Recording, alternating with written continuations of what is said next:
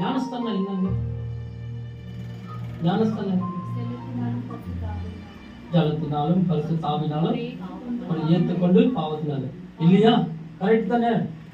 ஆண்டவர் உங்களுக்கு இன்னொரு விஷயம் என்ன சொல்றாருன்னா, ஃபர்ஸ்ட் ஞானம் வரட்டும் பார்க்கணும். ஸ்தானத்துல கால ஞானமே வராது, போய் ஸ்தானத்துல காலை வச்சிடறோமா, அதில் தான் போயிட்டு என்ன பண்றோம்னா இந்த பாவத்தை போய் மாட்டிக்கிறோம்.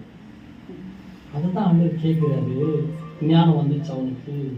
யாக்கோபு முதல் அதிகாரத்துல சொல்றாரு, ஞானம் இல்லாதவர்கள் என்னிடத்தில் கேள், நான் உனக்கு கொடுக்கிறேன், நான் உனக்கு கொடுக்கிறேன்.